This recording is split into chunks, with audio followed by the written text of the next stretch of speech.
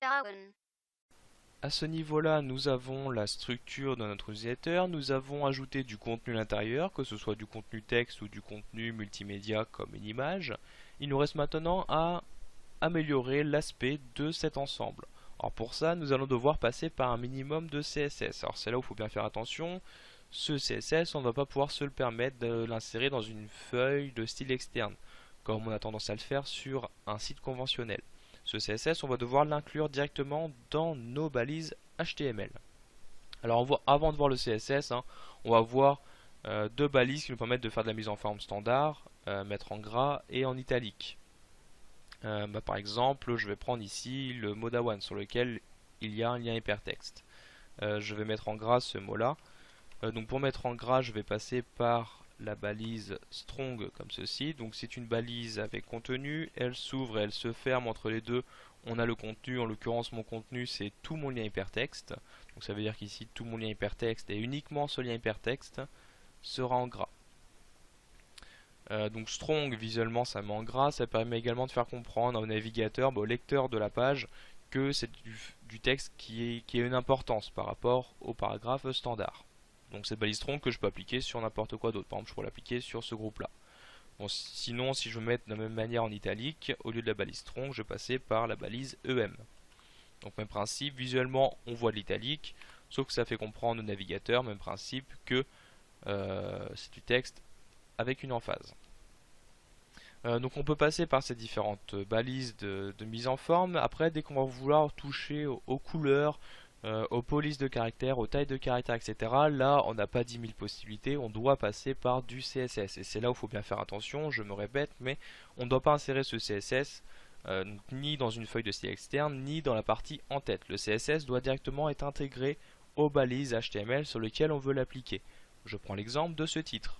Dans la balise H1, je rajoute mon attribut style et c'est justement à l'intérieur de cet attribut style et uniquement à l'intérieur de cet attribut style que je vais pouvoir mettre en place mon CSS. CSS qui sera appliqué uniquement sur cette balise H1.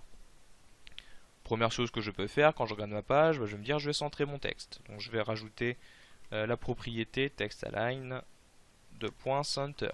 Alors pareil ici, comme je l'avais dit dans la précédente vidéo formation, nous ne sommes pas sur une formation CSS générale, nous sommes sur une formation CSS appliquée à un email. Vous pourrez à tout moment vous référer aux vidéos formations HTML, CSS, également présentes sur notre site dawan.tv pour de plus amples informations sur les différentes propriétés accessibles via ce langage.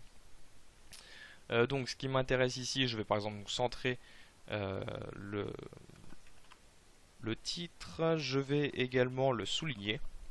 Text decoration, de point, underline, etc., etc. Bon, je pourrais continuer comme ça. Je pense que vous avez compris le principe de l'insertion du CSS. Ce que je peux faire également, c'est rajouter une couleur de fond derrière la page en elle-même. Donc la page est représentée avec la balise body. Donc dans cette balise body, je rajoute encore une fois l'attribut style. Et si je veux gérer la couleur de fond, je vais passer par la propriété background-color. Bon, par exemple ici je vais mettre un magnifique rose comme ceci, donc rose qui s'applique bien derrière l'ensemble de ma page, également derrière le tableau. Pourquoi? Parce que tant que je n'ai pas donné une couleur de fond au tableau en lui-même, le tableau est transparent, il va donc récupérer la couleur de fond de la balise body. Donc si je veux résoudre ce problème, je fais quoi? Donc là, histoire d'être plus rapide, je vais faire un copier-coller de toute cette balise style que je rajoute à l'intérieur de ma balise table.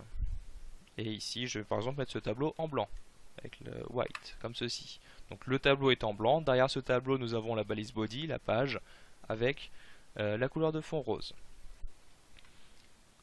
Bon voilà, après donc, à vous de voir quelles sont les différentes propriétés CSS que vous souhaitez appliquer sur vos pages. Sachez juste que voilà, le CSS, on doit forcément l'appliquer à l'intérieur d'une balise en passant uniquement par cet attribut style.